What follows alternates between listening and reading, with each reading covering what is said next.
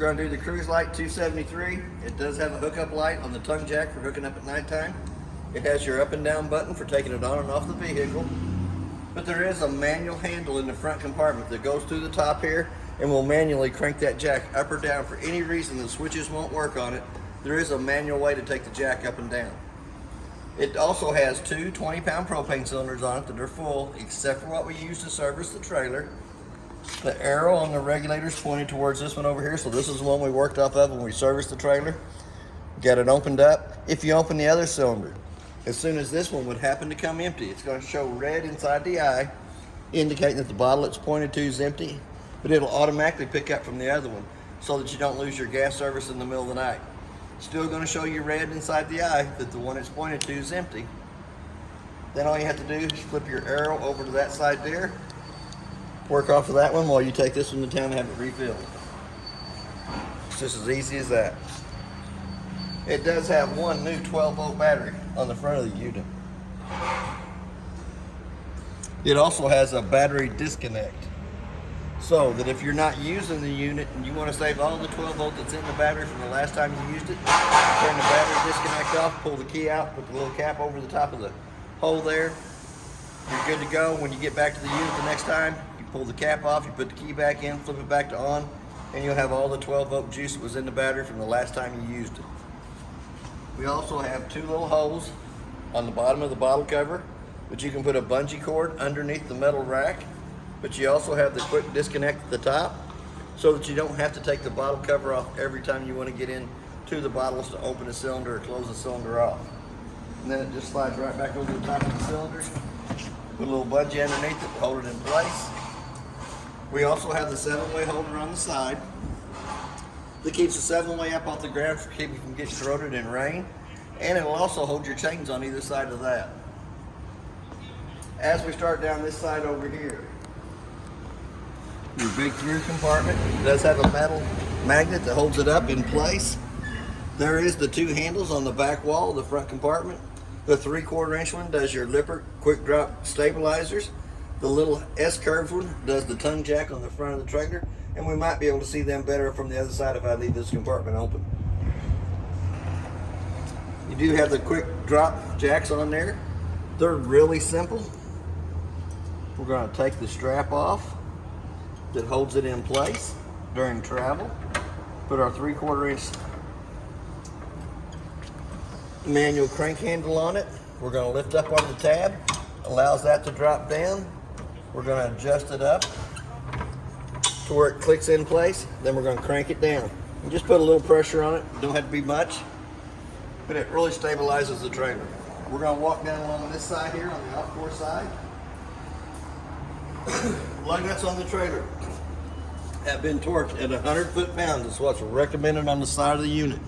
The tires are air ducted pressure, which is 65 psi per tire cold. Cold means they haven't been rotating. We're going to come right back to the dump station. Your 3-inch black valve in the front is the toilet water. The 2-inch gray valve in the back will be your kitchen sink, your bathroom sink, and your shower water. You'll always want to dump them in that order too. Dump the black first, let all the nasties come out that'll come out. Dump your gray, let all the nasties come out that'll come out. It also has a black tank flush on the back of the unit that you can hook to with a water hose and regulator. Turn water pressure onto it. Has a little aerator on the inside of the black tank that spins around, cleans more of the debris, toilet paper, and debris out of the inside of the black tank only. It is a 50 amp power cord. It goes on, makes a quarter of a turn, tighten up the black knob. And that cord is 36 foot long. It's plugged into the building over here to the side. It does have an outside shower here in the back on the off-door side that gives you hot and cold running water to this side over here. Then you have your park cable hookup and satellite hookup underneath the round plug right there. As we step around to the back of the unit, it is prepped for a Lippert extendable ladder for going up and checking the roof. That's something you can purchase separately for going up and checking the roof. I got a theory on the roof. The roof is the life expectancy of the trailer. The quicker you can find a problem with the roof and fix it, the better off you are.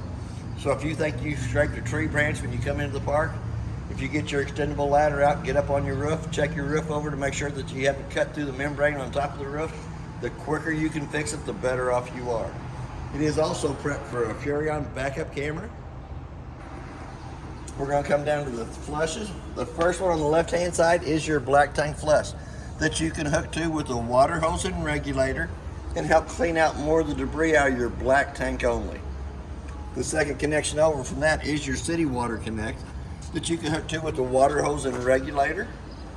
Turn water pressure onto it. You'll have water pressure going to all your faucets on the inside. Fills your Insta-Heat hot water heater right off the bat, but that keeps you from having to fill the fresh tank on it. It does have a spare tire on the back of the unit that's aired up to pressure, which is 65 PSI, and it does have a new Parkland tire cover over the outside of it.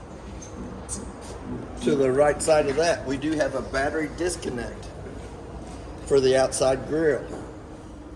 As we step around the corner, we got a port sprayer hose connection. We're going to open up the outside kitchenette. It does have a magnet that holds the door up out of the way. We're going to pull that port spray hose out. It has two little tabs on the connection of it that goes into the hose. Once it's in the hose, it'll make a quarter of a turn, locks it into place. It'll give you cold water to this side of the unit only.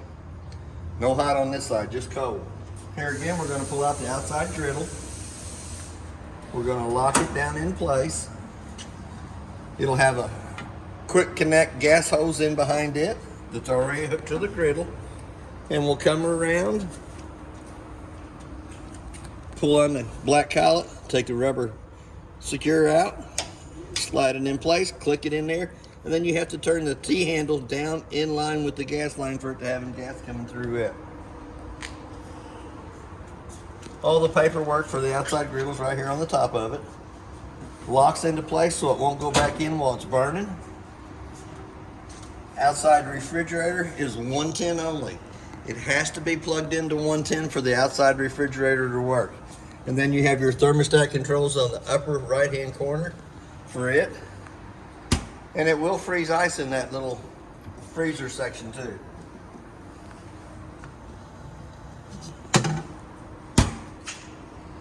Does have a place for a 110 outlet on the outside of the trailer that you can plug a TV into. Does have a coax connection up here at the top that works off the antenna on top of the trailer or the boosters too. But it'll also work off your park cable hookup. So if you're at a park that has cable, you can hook their cable up to their connection on the off-door side. Hook your TV to this side over here and you'll have the same cable that the park has underneath your canopy on this side over here. Or if it doesn't have cable, you can hook it to it anyhow and you can get all the channels that your antenna on top of the trailer will help you pick up. We also have our two low water drain points. The red is the hot side of the water system, the blue is the cold side of the water system. You'll use those in between trips, long trips. If you're not going to use it for a while, you can open them up and let the water drain out as you're going home.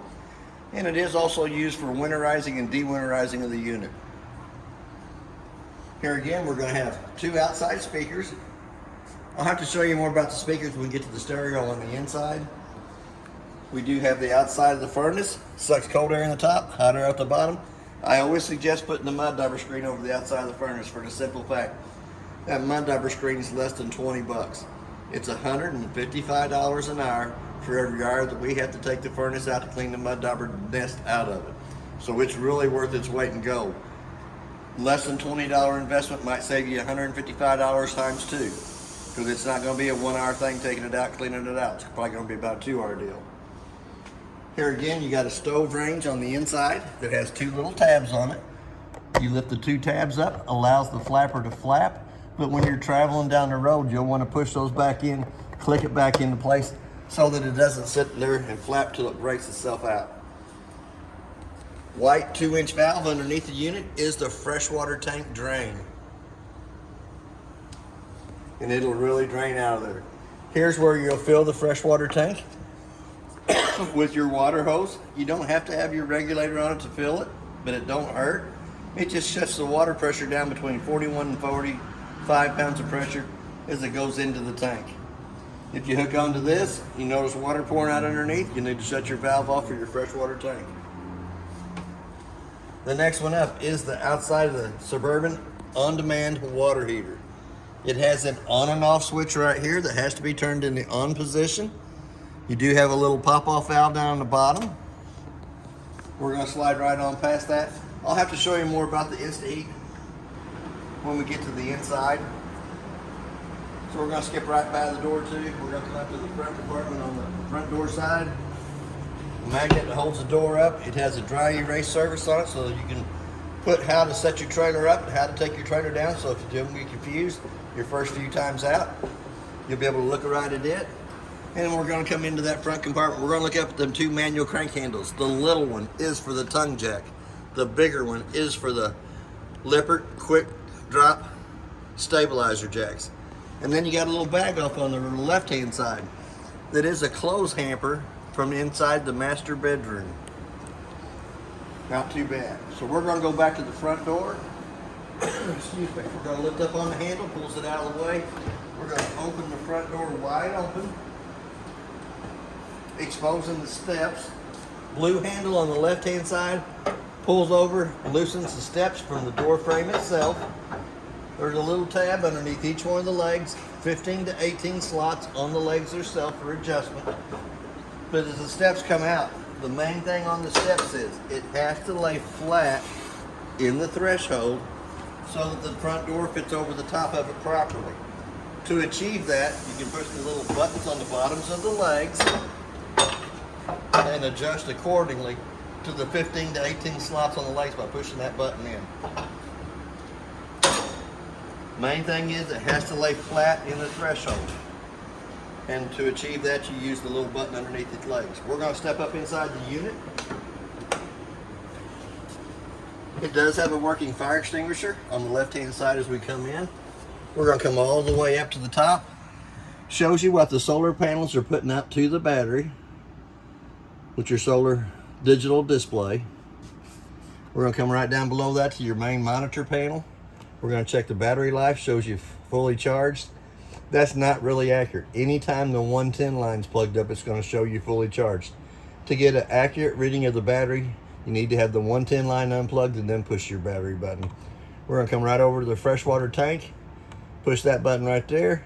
As I'm filling the freshwater tank with my water hose, I put the water hose in, I step in just inside the door, I push the freshwater tank button and watch it fill up 1/3, 2/3 full as it fills up.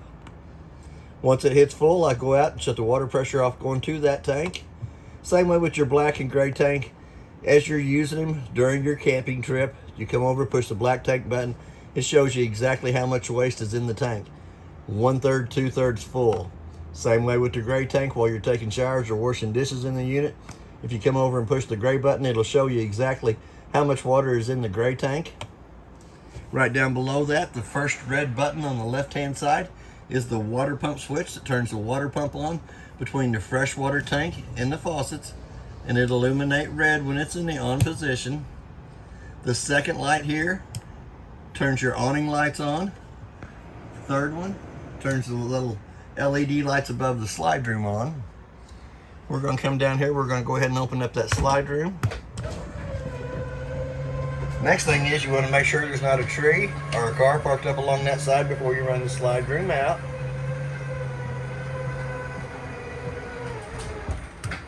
Then we're going to go back to the one on the left hand side, which is for the electric awning. We're going to roll it out. I don't have to close that door just a little bit because it does hit on the arm. We're going to go ahead and roll it out. Should have enough room to roll it all the way out on this side of the building.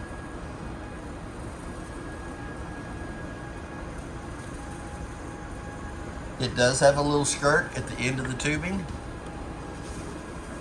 that should hang straight up and down when it's fully extended. And there is a pinch point on each one of the arms in the very back. If you pull down on the bottom arm, it will put a pinch in the bar itself, which causes the rain to come off that corner of the awning. There's one on the front arm the same way. So it can be done on either end. You probably want it to go the farthest away from your front door. Excuse me. And then we're going to come down to the bottom. It also has a dimmer switch that turns the center row lights on. If you push the button and hold it, the lights will dim out for mood setting. Push them, tap them one time, they go off. Push them the second time, they come on. Push down and hold on it. They'll go right back up to being fully bright. Here again on your Suburban hot water heater. On the outside of the unit, your switch has to be in the on position. Then it has an on button on the inside right here. It's going to tell you the temperature of the water when the faucet calls for water, what the temperature of it goes. And it goes from like 60 to 122. You can also change it from Fahrenheit to Celsius if you want it to be Celsius wise. I always leave it on the Fahrenheit. You can dial your temperature up and down with the up and down arrows. But anytime that that's working, it's going to show you a little waterfall on the left hand side. It's going to show you a little fan in the center, showing you that there's water circulating through the water lines. And on the very right hand side, there's going to be a little flame that pops up that shows you that it is lighting on gas. Within about a minute's time, any of your faucets should have a temperature change on the hot water side of it. Also has a 110 outlet sitting right there just inside the door as we come in. The two brown vents on the side of the cabin are for bringing heat in from the furnace. We're going to step around the sink right now. It does have a light above the sink top that you push button to turn it on and off. On your faucet on the kitchen, when you turn it to the hot side, you have to pull back on it for it to have water come out. Same way with the cold side, push it up to the cold side, pull back on it for the water to come out of it. There is two sets of keys for the unit. The purple key does the front door, lock and deadbolt. The gray key does your two front compartments and your outside kitchenette, and then you have a 751 key. Excuse me. The most important piece of paper in the unit is the information sheet that tells you all the model and serial numbers of all the units. No, it tells you all the model and serial numbers of this unit, who manufactures it, model and serial number. So if any of your appliances goes out, that's a very important piece of paper to have. All the rest of your paperwork is in the brown bag. Excuse me. There is a little cover that comes across the bracket here on the Versa Lounger to keep you from getting hurt on the metal bar that's on it. I'll put it back in there. We're going to go in underneath the kitchen sink. It says antifreeze inlet. That's not really the antifreeze inlet, but it is an access to the back of the InstaHeat on-demand water heater. If you take the two screws out of this panel and that panel, you can do the same thing. The one on the left-hand side will access you into the two valves on the InstaHeat water heater. The one on the right-hand side accesses you into the water pump and the bypass valve on it for winterizing. We're going to come right back up here to the top to the microwave. We're going to push the microwave clock button. Let's say it's 10:30. Hit that clock button again till the two center eyes is flashing. Excuse me. The only reason I set the time on the microwave is if I've left the unit and come back to it, if it doesn't have the proper time, I can tell that it's lost 110 power coming to it sooner or later. We're back up to the range hood. It does have a light for cooking. Flip it to the bottom switch, that fan works. But for that fan to work properly, the two tabs on your outside hood range have to be locked up. It allows the flapper to flap. So we're going to turn it back to the light. We're going to go to the glass stove top, which lifts up 2 times up out of the way. We're going to illuminate the valves on the burners. We're going to turn this one to the pilot on position using the striker on the left hand side to light it. Let it run for just about a minute, which heats the thermocoupler up right above it. Here again, we're going to go to the center one. We're going to light it. Let that thermocoupler warm up right above it. We're going to turn it up to where it's on high flame. Same way with your third burner. Let it sit for just a minute to warm the thermocoupler up on the right hand side of them. Turn it up to the temperature you want. All 3 burners will light on top. When they're lit, it will also turn red, letting you know there's gas coming through the valve. So if it doesn't light and it's red instead of being blue, you know there's gas coming through that valve inside the stove. So we're going to go back, we're going to turn them all 3 back off. We're going to open up the oven. We're going to push the button to the bottom section so you got a light in it. We're going to turn it to where it says pilot on using the same strikers that we lit the stove top with.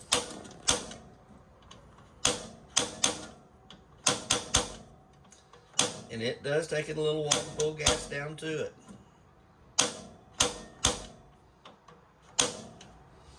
We're going to get the pilot lit. We're going to let it run for about a minute, which heats the thermocoupler up right above it. Once it gets up to temperature, then we're going to take and crank the control over, and da-dum, it lights.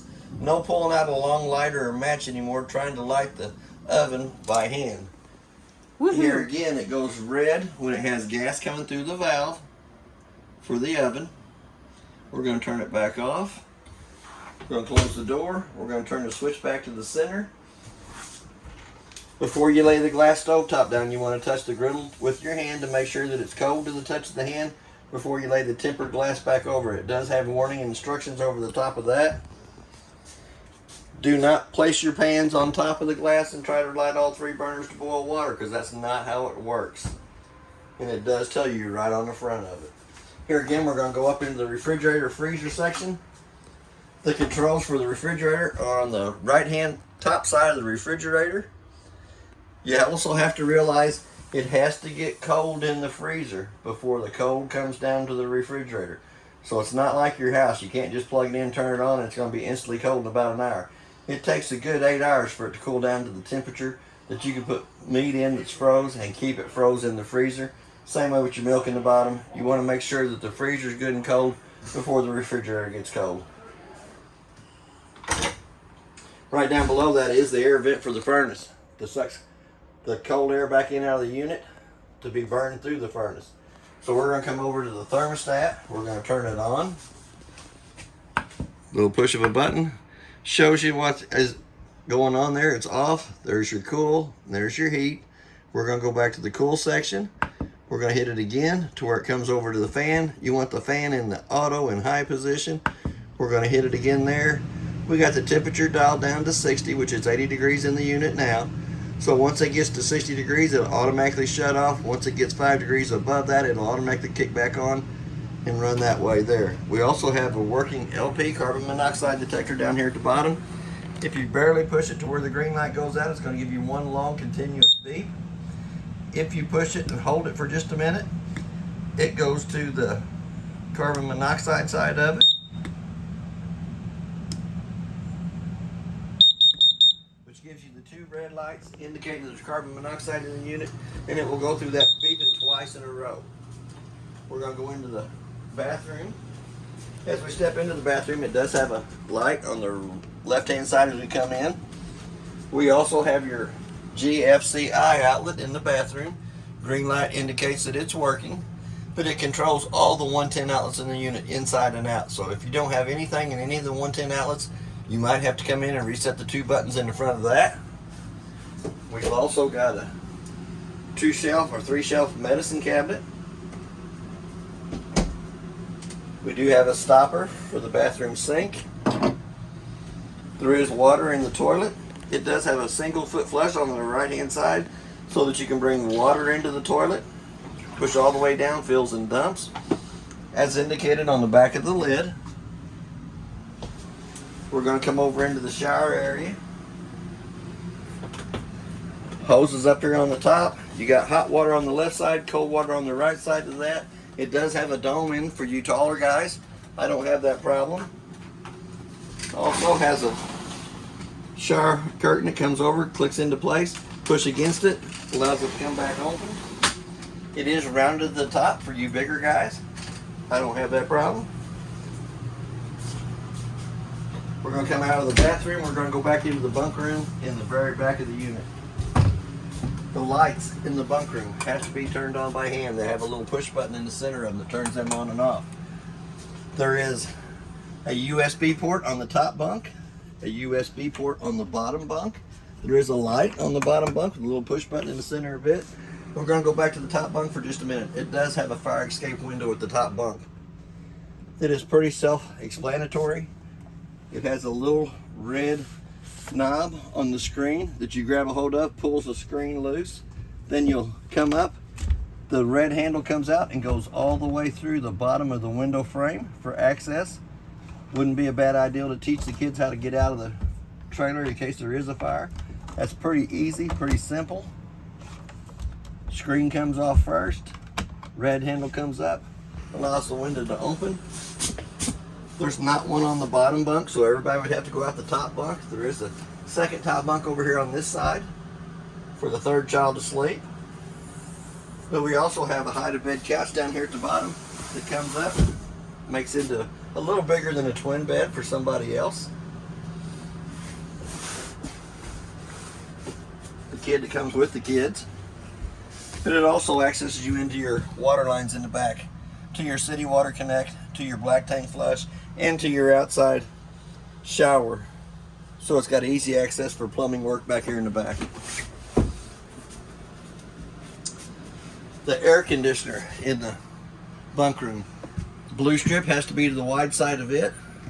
You have a fan, low, 2 fan lows, fan high, low cool and high cool. The air conditioner will vent out either side of the backpack here. It has a heat option strip that you can add to it if you want it to be a little early morning warmer for back in the bunk area. Does not have it in it, but it is an accessory that you can buy for the AC itself. Here again, we're going to come over to the entertainment center in the bunk room. You have a 110 plug-in to plug the TV into. You have a park cable or antenna access coax to hook to. And you also have another USB port for the third kid on the top bunk. Pretty good sized little storage stuff in here. And then we got our breaker box down here at the bottom. The breakers are marked from the left hand side all the way across exactly what they are, leaving you 2 spots on the right hand side that ain't done. Car fuses from the top to the bottom on this side over here show you exactly what they are, with the bottom 3 or 4 being accessible to add more 12 volts to the unit. But it will have a red light on the right hand side of them 12 volt fuses. Anytime one of those fuses would happen to blow, a little red light will come on, and you can be accessed through the tinted glass on the front of it. You'll be able to still see the red light inside there. But all the lights in the bunk area have to be turned on by hand.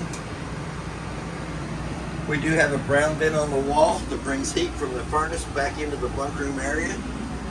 You got the vent on either side of the AC for the AC back here, and those air conditioners will freeze you out of here. Shop firm was really surprised at how cold they actually get. Here again, you got a little corner nook, little metal brackets to hold the stuff in place. We're going to come to the kitchen dinette area. A little push button on the light above it that turns that light on. The tabletop will come off the 2 pedestals mounted to the floor. The 2 pedestals will go along the sides of the benches on either side. The tabletop comes down in the center. You will take your 2 back cushions, your 2 big cushions, to go over the top of the tabletop to make a smaller bed in this area here. You can also take the back off of this side here, flip it over to this side of the unit, so you have a Versa lounger couch. You do have storage underneath each one of the bunk ends. And they do have plastic totes on both sides.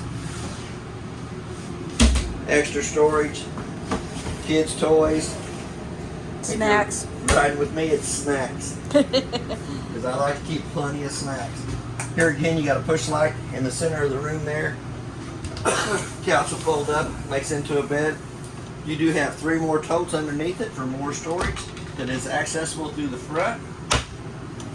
Once the bedded area lays down here, it's not marked as a fire escape window. It should have a red handle on it. That handle will slide down. The window will slide all the way open, so will the screen, and gives you a pretty good sized access hole to get out in case something would happen that you couldn't reach the front door. I don't really like talking about the flames and fires, but it is a safety hazard. You do need to know there is a way to escape if something would happen. Here again, when you fold the couch up, you kind of grab a hold of the back of it and let it come down. Pretty good cabinet space on either side of the entertainment center. There is a place on the main wall for a flat screen TV. comes down through the little black hole here. Hooks to your TV antenna booster, or if you got cable or a satellite, you can hook to the top one. The green light indicates the booster is working. You have a 110 plug-in to plug it into, and it is prepped for Wi-Fi extender, King Wi-Fi extender. Here again, we're going to go to the remotes for the stereo. The bigger remote turns the stereo on and off.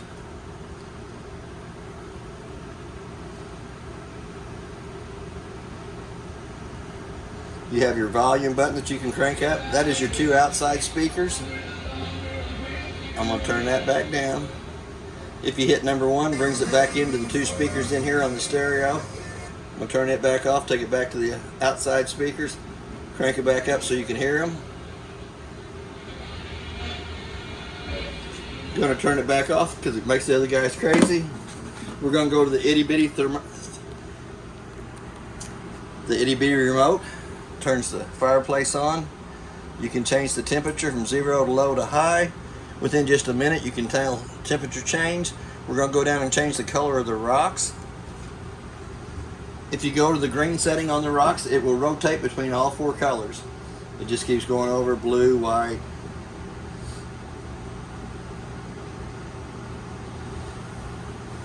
You can also change the color of the flames from 1 to 4 settings. 1 being the one that looks the neatest. Number 2 is the yellow only. Number 3 is the blue flames. And then number 4 is the blue and the yellows. I'm going to go ahead and turn that fireplace back off because I really don't need that heat today. I agree. And then we're going to step up into the master bedroom area. But that whole wall has a backer board behind it, a 3/4 inch piece of paneling. Not paneling, plywood. As we step into the master bedroom area, it has a switch to turn the lights on above the bed. We also have the VersaTilt bed in here, so we're going to push it to where it comes up. Allows me to be able to walk around the foot of the bed. Make sure when you guys push that button that you don't have anyone on the bed. Yes. It does. It's not made to lift anybody in the bed. It's just lift the mattress itself. But you'll also have a 110 outlet on either one of the closets inside, right or left of the bed. You'll also have a USB port on either side of the master bed.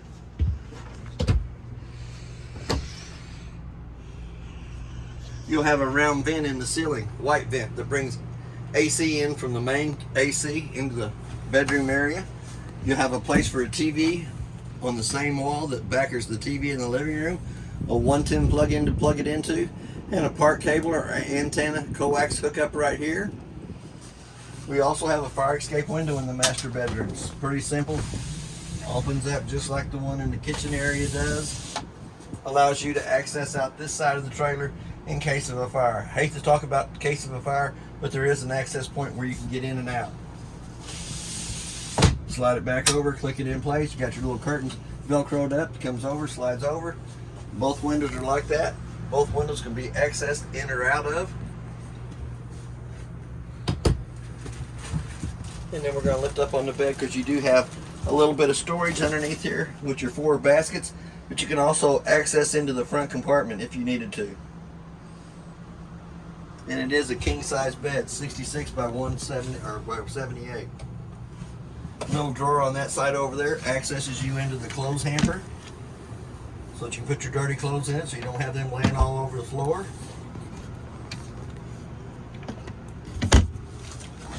Then we're going to drop the bed back down. That is basically everything on your unit. One more thing I'll show you. Don't really mean nothing, but it does have a white plate in the master bedroom. That is the connection for your awning lights and your electric awning on the front of the unit. That's why there's no switch or nothing on it. It's just an access panel to the wiring on the awning and the awning lights. That's basically everything on your unit. If you have any questions, I'll try to answer them the best that I can, and thank you for your time.